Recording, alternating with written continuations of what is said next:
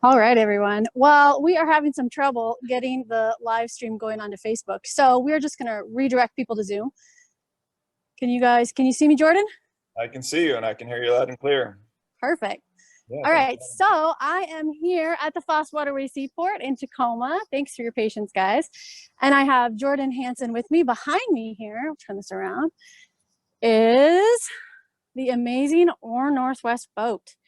So this boat has a lot of stories to tell, and so does Jordan.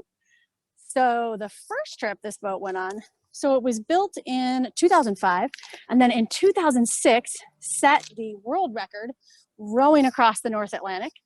Went around Vancouver Island in 2012 for education, and then again for virtual education in 2013, which was the Canadian Wildlife Federation Africa to Americas trip. So we're going to tell you more about all that as we explore the boat today. So you can ask your questions in the chat and the Q&A, and we will do our best to answer them. All right, Jordan, over to you. I'm going to climb up here. All right, terrific. So it's fun having a look at this boat. I can just look at it right now and imagine exactly what it smells like, which probably isn't as bad as you might imagine. As you can see there, it looks pretty beat up, but most of that is really from its time of, at this point, 7 years outside. When we brought it back from its second trip, it was actually looking in pretty good condition, except for where it had been beat up after the capsize. But yeah, so this boat that Julia's on, it's 29 feet long, 6 feet wide. And you can see there in that aft cabin, so that little hatch there is just wide enough for you to squeeze your shoulders into. And that little blue pad in there is about 1.5 inches thick. And that was what we slept on for 72 days, twice across the sea. I'm going in. To give you an idea of the scope, I mean, hopefully she There we doesn't go. pass out from the smell. I'm okay, guys. But inside there, it's actually about 5.5 feet wide by about 8 feet long. So two people can sleep in there relatively comfortably, especially if they I don't know. are towards concerned. And yeah, we actually, on that first row in the middle of a hurricane, we got all four of us, or about 800 pounds of human, inside this tiny little compartment while we had a sea anchor. So a sea anchor is essentially a parachute that sits on a piece of line about 200 feet long on the bow of the boat. And as the wind and waves below the boat, the parachute sinks into the water and holds the position. So instead of the boat turning on the side and tumbling over wave after wave, it holds the bow of the boat right into the waves. So it's about as smooth a ride as you can handle. And so if you look through that window right there, that hatch, the four of us, not the stern hatch, No, this one? yeah. So you all can imagine everybody getting inside that tiny little space, and four of us just listening to the waves as they were rolling by. And so the boat is fiberglass. It's about the width of the skin of the hull is about maybe about 1/2 inch wide, a little bit thicker in some places, a little bit skinnier in others. But it's fiberglass on both sides, in between what is just a piece of foam. And so this makes the boat very relatively light and rigid. So the boat itself is about 800 pounds, and then probably has close to 500 pounds of equipment on it. And then it would have 800 pounds of human, which were the engine, and then close to 1,500 to 2,000 pounds of food that was good for most of the trip. But if you can just imagine all four of us sitting in the back of that little cabin there, the sound of the rain on the fiberglass and the wind that was whipping at about 80 knots, blowing off the tops of waves, it sounded like a plastic bag getting crumpled up right next to your ear. And so the four of us were sitting in the back there, and it's just creating a lot of heat, even though it was about 55 degrees outside, but we're just sweltering inside. So in between the waves, we open up the hatch to allow a little bit of air to sweep over us. And then we wait for the sound of the wave. And at that point, we just shut the hatch, and then these waves would crash on the middle of the deck. So Jordan, I want to ask you some questions about some things that I found in my wanderings of the boat. So opening up some of the compartments here, I found this. You want to tell us about that? Oh, wow, yeah. So that's some Baobab seeds. So for our second trip, we left Senegal, and I think someone had given us those Baobab seeds for good luck. And if anybody has some other windows open on their computer, if you Google the Baobab tree, it's this incredible, massive. It's not particular. It's tall, but it's not particularly tall.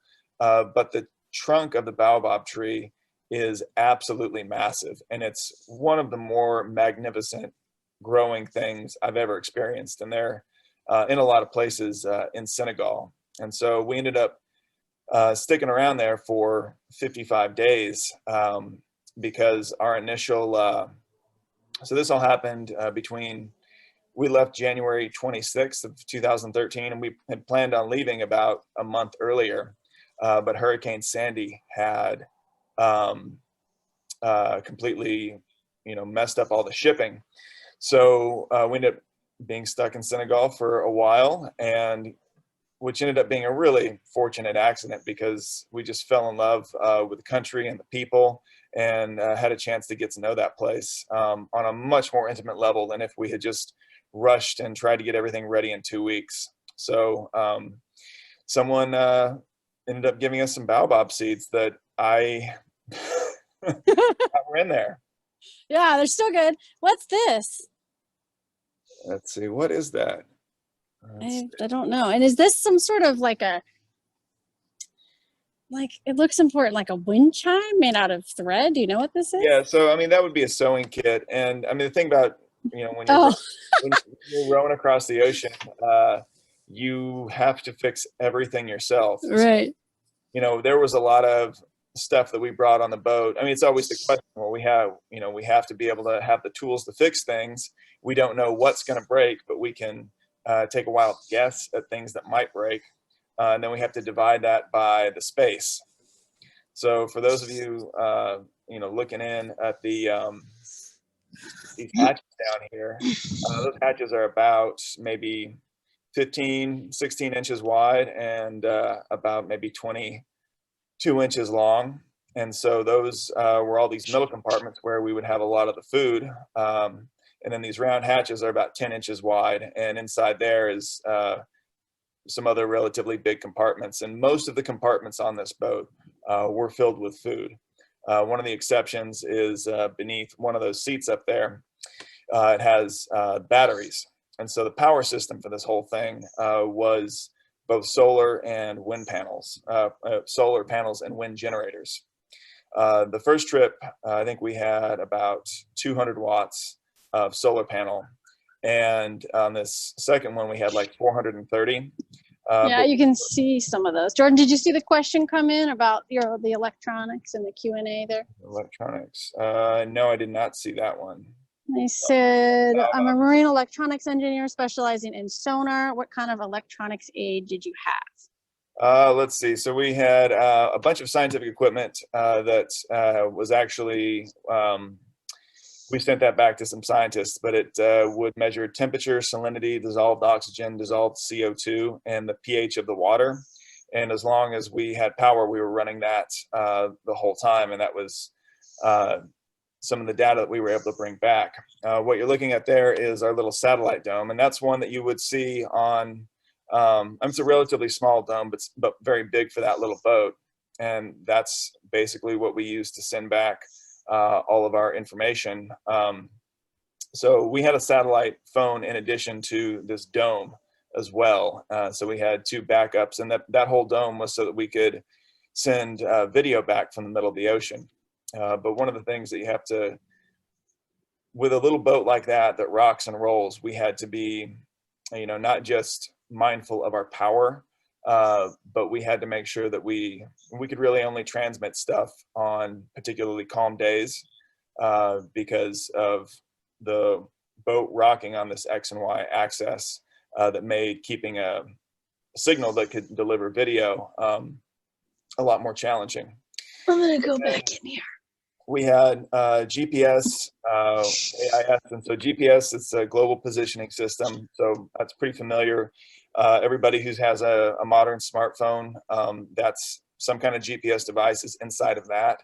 And then AIS is a device, it's automatic identification system.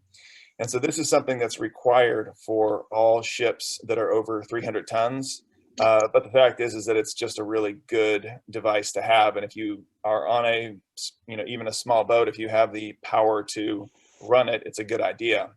And what that basically does is it uses the VHF, which is very high frequency radio, of which we had 2 of those on board, to send out a signal, as well as a little bit of a GPS signal, depending on which model you have, that basically lets every single ship in the area know how fast you're going, what direction you're going, and what you are. It has a 1-sentence description.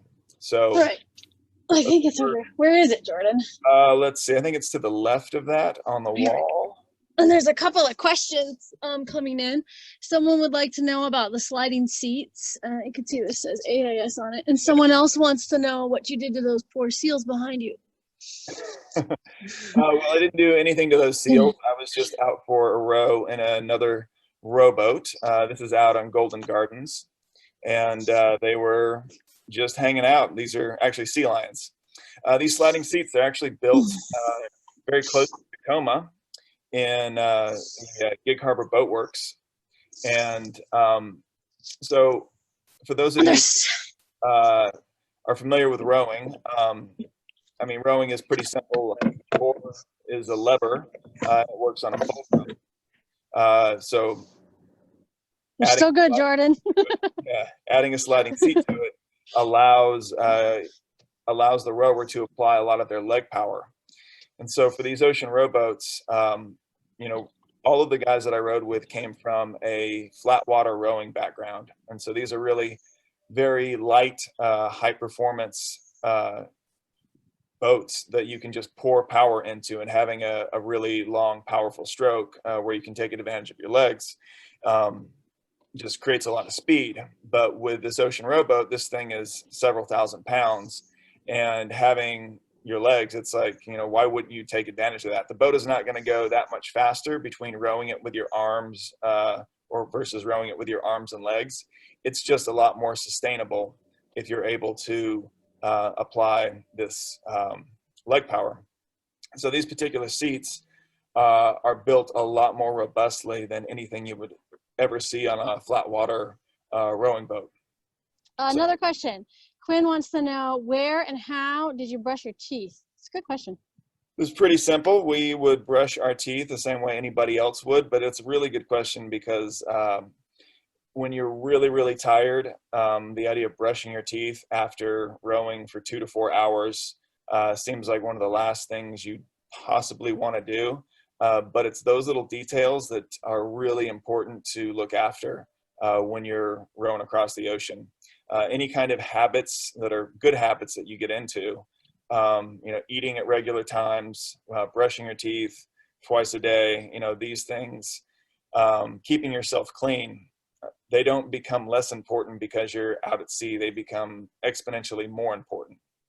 Having to another question. Where do you go number 1 and number 2? You knew that one was coming.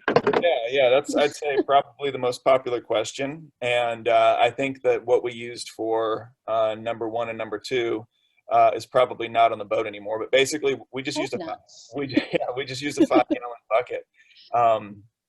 On the second trip, we spoiled ourselves and got a seat for that bucket, but it was all attached with a brush. And so, right where you're sitting, someone would put that bucket and they would poop and they would dump. Oh, right where I'm sitting? Right where you're sitting. Oh, lovely. Yeah. you'd put a little bit of water in the 5-gallon bucket, and you'd go to do your business, and then you dump it at sea. You'd give it a little scrub, and then you would put your toilet up. Right over the So if side. Where'd you keep the bucket? And we haven't showed them back here yet. Up on the bow port side. So yeah, Oh. so you're facing up there just to your left. We wouldn't put it inside. Oh, just right here. Yeah, right there. That's where it would sit. Right next to sound rowers and paddlers. No, I'm just kidding. Which are wonderful group. And if anybody would understand it, it would be them. It would be them. Yeah, that's what I was thinking. A very specific question about the seats. How hard, costly was it to install the Gig Harbor Boatworks seats into the boat? Who made the base model, and what were the original seats like? I feel like this person is planning some sort of trip. That's Dave at Gig Harbor Boatworks. He met us at the boat show in 2006. And when we first got this boat, it had all it had was the 3 main hatches. Other than that, it was the whole thing was completely primer gray. It didn't have any of those brackets on it. It had no solar panels, nothing else. So when we met Dave, he had this seat design that he has applied for his rowboats, and he's a really there we go. wonderful, soft-spoken gentleman who just kind of walked over and said, "Well, yeah, I think I got a solution for you," and showed us what he'd created for his boats. And so him and his I guess would be his son-in-law, co-worker, and business partner, Falk, took some measurements and created those rails that the seats are on. And so it was a separate system that we installed ourselves. And so those are fiberglass and carbon rails. And then if you zoom in on where the seats meet the rails, you'll see what the beautiful part about the system is. So if you're familiar with any kind of rowing, rowing is a sliding seat can be very loud. And so what they created was this system of 8 rollerblade wheels on each side of that are completely silent, that no matter how the boat rolls, you just have a very smooth rolling silent seat. And the bearings on those have been changed once in, although the row was point to point, 3,100 nautical miles, I think, if you add all the miles up on that boat, because it got blown around a fair bit, it's probably close to 10,000. And so those bearings lasted that long. I feel like this still holds true here. Yeah, so I think Adam wrote that. What does it say? I can't. It says states of positive existence, tolerance, acceptance, joyful living, constructive change. Yeah, and then, Adam he's quite a character. He's a very large, gregarious man who has a gold medal from rowing in the Beijing Olympics. There's another one. Yeah. Live one life, live it all. Yeah, and so I think that it's used up at the end. Yeah. Where in the world is Carmen Sandiego? 70 days to go. It looks like this is when it says Miami. Yeah, we didn't quite make it to Miami on that second trip, but we had high aspirations. And then there's a lot of things in here. See, there was a VHF radio that went past, and there's another question here. Did you use the Airmar sensor I see on it? What will happen to this boat in the future? And thank you. Well, that's a good question. So after the boat capsized, those electronics on that basically sat upside down in salt water. And so while they're all rated really well in terms of water resistance, they weren't designed to spend 10 days upside down in salt water. So the electronics on that boat are completely toasted. When we pulled it up out of the water, which is its own webinar, the boat hit the tugboat in a few spots, and so there is potentially some structural cracks in there that we don't know about.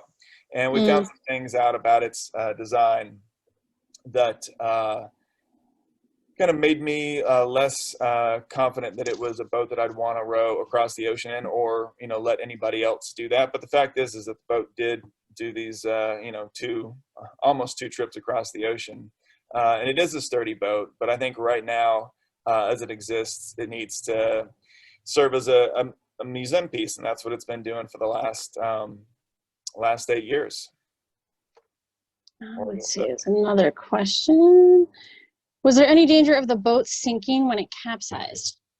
No. So the boat, every single place you see a hatch, that is there'd have to be multiple failures and multiple hatches for the boat to completely sink. Here, let's go in here a little bit. So every single hatch that you see is watertight, with the exception of the one inside that aft cabin. But when the boat did capsize, those hatches were upside down, which meant that they were still full of air. About earlier, I was going to say it's not that hard. Here's the other majorly important part of the electronics here is that's the beginning of the water maker filter, and you're actually sitting on top of the water maker. And we would make about 30 liters of fresh water every day. So this water maker has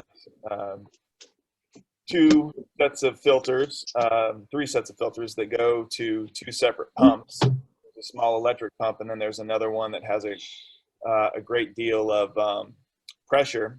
And what it does is it forces the salt water through a high-tech fabric membrane, and that molecularly separates the salt from the fresh. And so we have one little tiny tube that starts feeding out this fresh water, and then we would have a much brinier water that would just shoot right back into the sea. And so Right. but that's water, that's everything we would drink, that's everything we cook with. And Where did you actually get the water out from to drink?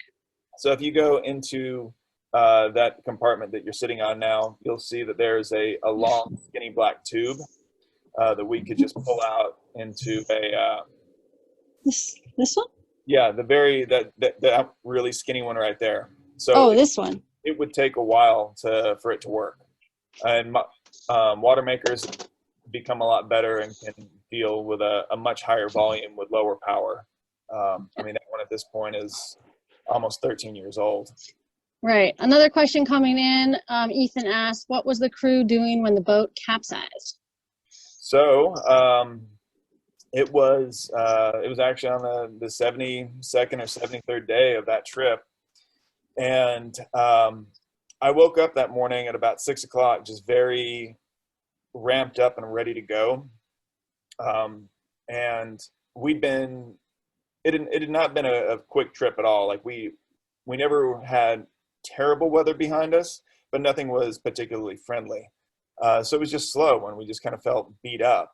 But I could feel the boat starting to pick up speed, and we were getting wind and waves right behind us.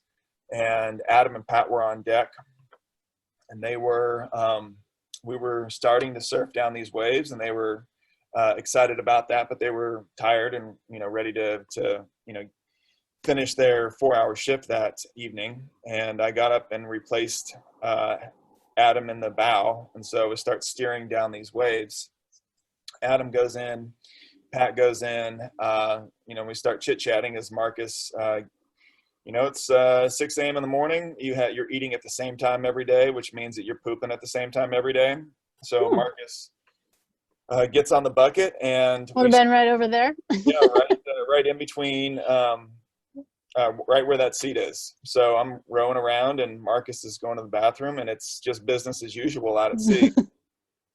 And then these two waves jack up behind the boat, and so like back here, basically. Yeah, so if you're facing the stern, these two waves, like we were surfing down these waves, and they, waves all look like waves, but every once in a while a weird one appears. And these were two of them back to back that were not that much higher than anything we were seeing, and much shorter than waves that we had seen. They were just like squares. They had flat faces, and a part of this was because where we were surfing down these waves was the wind was blowing against the current. So it was flattening these waves. And you actually get a lot of these in the Sound up in Admiralty Inlet. When you have wind running against the current, it makes things very steep.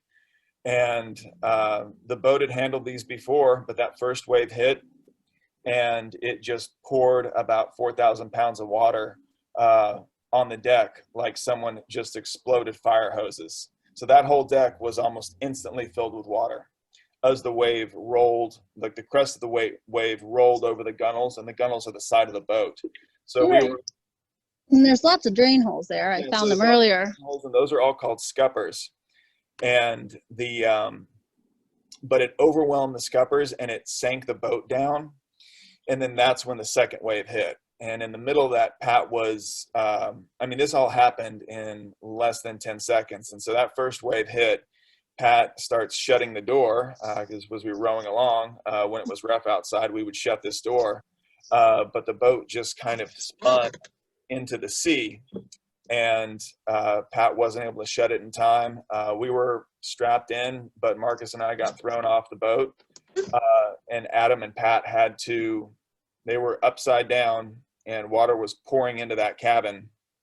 And Adam, who outweighs Pat by probably 70 pounds, and Pat is not a small person by any means, but Adam was like 230, Pat was maybe 170 at the time, and he just basically grabs Pat by the scruff of the neck and throws him out, and then swims out afterwards. And before I really had a chance to register, I just start calling out names, and fortunately everybody responded immediately.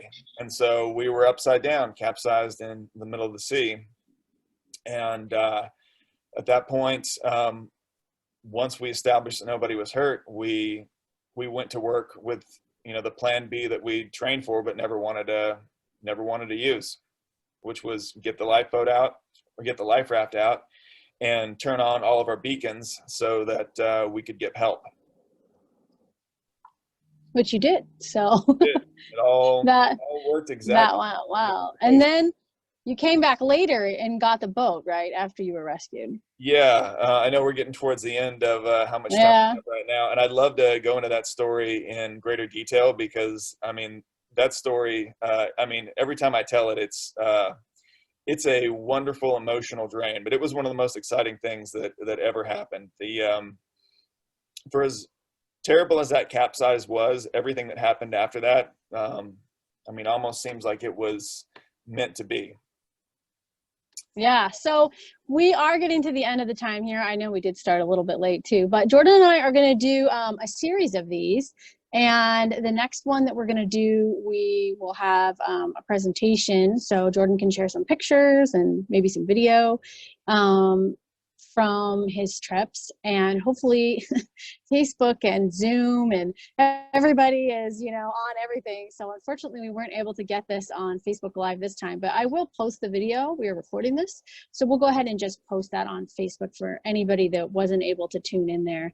Of course it was working 5 minutes before the broadcast started, but that's kind of how it goes when the whole world's on the internet. So we will be advertising that soon. And so Jordan, what are you doing now these days? So right now I'm actually, I just in time for the pandemic, I started to do some real estate. So that has been interesting to figure out something like that in the middle of this.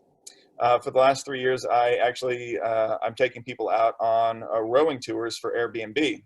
So I have a beautiful little dory boat that I took down the Mississippi River twice in 2 other adventures with Or Northwest, which was the organization that we put together for this trip, for both the trips with the Ocean Rowboat. And it's a wonderful little tour. Start in the heart of Seattle and then head out into some wonderful wetlands. And it's a history tour with wonderful birds. And other than that, I've been doing a lot of writing and working on some novels. Wow, which is awesome. So, and I did forget to mention at the beginning that clearly Jordan is not here. He's at home in Seattle, right, Jordan? Yes. Yeah, and I'm at the museum in Tacoma. So it's interesting that this boat was the ultimate virtual education tool when it first went on that, when it went on a couple of the trips, and now we're talking to me. We're still doing virtual education on it now. So it's amazing that we're still using it that way. So if you like these virtual education programs, feel free to support the Seaport. We do have a donate button on our website, fastwaterseaport.org. And we are so glad that you all could make it. And again, we'll post the recording on Facebook for anybody that missed it. I think that's all I have. Jordan? Thanks. I'm so glad everybody could come. I really appreciate it. It's fun to be able to use that boat as the educational tool that it has been. So this feels really good to do. Yeah, great. And then I'm also going to post a QR code with the recording of this so that anybody who's walking by, and there's lots of people here on the Esplanade, can also come and hear Jordan's story about the boat so that people understand a little bit more about this awesome exhibit. So thank you so much, Jordan. I really appreciate it. Thanks for And having me. I guess same time next week, or we'll talk later. Sure, sounds good. Okay. See you, Jordan. See ya. Take care. You too. Bye. Bye-bye.